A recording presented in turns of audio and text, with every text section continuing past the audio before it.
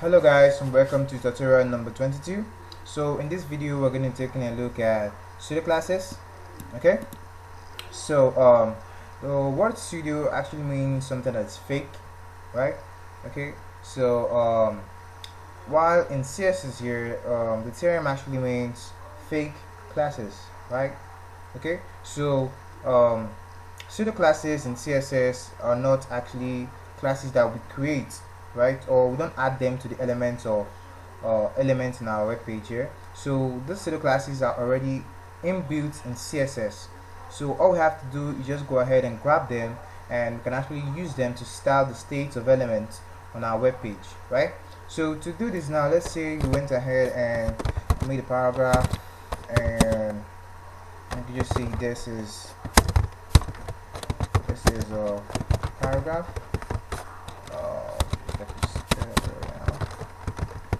Okay, save this and come back to our browser, hit refresh here, and you can see this is a paragraph. So what we can actually do now is use a pseudo class to style this, and to do that we can go ahead and say p, so which is the selector that's the class or the element or the tag we want to actually select, and now we go ahead and put in colon. So this colon simply tells our browser that, hey look, we want to actually make use of a pseudo class here, so watch out. So the pseudo class that we can actually make use of here is the hover, because it's actually very common and most elements have this property or have this class, and can actually use it in them. So let's just go ahead and say hover, and the hover class is just the styling that you give to an element when you hover the mouse over it. So right now here you can see that nothing is happening, right? There is no special style added to this element yet. But if we go back to our browser here and say color, and give this a color of green, go ahead and end this up, save it, come back to the browser, hit refresh now, and you can see that once I hover over this, it's actually now in green color, right? Whenever I hover my mouse over this, it turns green. If I take my mouse off, it goes back to the normal color. So that's actually what the hover pseudo class does. And you can actually see if I come this way and hover my mouse over here, it actually still turns green. And that is because, if you can remember from the tutorial where we talked about block level elements, so this P here is actually a block level element, right? So if I went ahead and say border, give this a border, and say 2 pixels, solid, and red, and this up, come back to your browser, hit refresh, and we should have a border. Okay, so right here now you can actually see that it's actually having no styling, right? Take a look at our code here. There's no that we actually gave it a border of 2 pixels solid red, and now there is no border showing up, right? And there's no color showing up. But the moment I go ahead and go in there like this, you can now see that we're having a border going all the way across, right? So whenever we hover into anywhere within this border, then it actually takes that style, right? So remember that. So if I went ahead and change this into a span now, let's say I give this span, and we change this into span, come back here, hit refresh, and now if I go ahead, hover over here, nothing happens. But when I go over here and hover, you can see that it actually turns green, and this is because now we're making use of the span. So this is something you should actually take note of when you're making use of hover classes, so you don't go ahead and style an element and it's going all over the page, and when you're or after uploading your website, go ahead and hover this and you can see that it's actually not doing what you actually want it to do. So take note of the elements you're using here when you're styling hover classes, right? Okay, so one thing we can actually do now is make use of some other hover classes, like we could go ahead and make use of some other hover states like A. Okay, so right in this A, let's just go ahead and say this is a length. Okay, save this now, and come back to the browser, hit refresh, and you can see this is a link and it's having a default styling underlined here. So to style that now, we can go ahead and say, let's just take out the styling because we're not going to make use of it anymore. And if you just select our link, which is the anchor tag A here, and give it a pseudo class. But before we give it a pseudo class, let's just go ahead and change the color because now it's actually underlined and we don't want that. So we should just go ahead and say, we can actually say text decoration. So this is the function to take out the default underlining style of any link. So if you created a link on your website and you don't want it to be underlined like this, so what you do is just go ahead and say text decoration and you say none. Right? Save this now, come back to your browser, hit refresh, and you can see the style is gone. Right? So we can also give this a color and say blue. Okay, go ahead, save this, come back now, hit refresh, and you can see now it's actually blue color. Right? So that's one thing. Then some other thing you can actually do is you can also give this the hover state. Okay, so go ahead and say hover, give this a color of, let's say, red. So if you hover, it actually turns red. Save this, come back to here, refresh, and now nothing happens. Well, remember, if you hover over it, you can see it's now red, right? So whenever you hover over it, it turns red. And another class you can actually add there is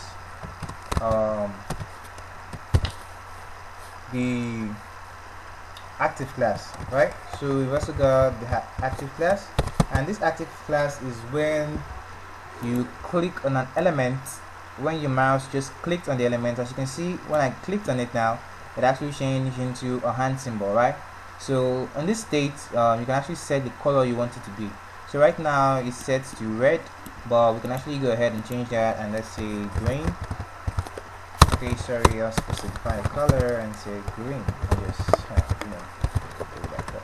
Okay, now if I refresh this now and hover over it, then click, so now you see the moment I actually clicked on it and it's now active, the color is now green, right? So and if I take my mouse off it, and you can see it's now red again, click, it's green, click, it's green, take my mouse off it, and it's blue. So that's actually some classes you can actually do or make use of, and this is actually what we do when we're styling links on our website, right? Because you can't just have your link being, underlined and stuff like that. When you actually take a look at major sites, you actually see the links are actually styled and all that. So these are some hover functions you can actually make, or some pseudo classes you can actually make use of that already inbuilt in CSS. So let me just show you guys. You can actually take a look here at the W3 Schools website, and here you can see they've also got some other extra examples of pseudo classes. So you can see here all CSS pseudo classes, and you can actually take a look at the list here. So we've got active, check, disabled, empty, label. So you can actually see on this website they even have their own hover state. So as you can see, once I hover over each element, it actually starts turning green, right? Start turning green, green, and green. So you can actually see they even implemented it on their own website. So you can see that this is how you actually make use of it in real life, right? So this is a list of all the studio elements. So you can go ahead and check this out, try and test them out. So they have the descriptions here of how they work, and you can actually click on this link to actually test them out. So you guys can go ahead and check that website out. I'll put a link in the description for you guys, so you can actually go ahead and try it out.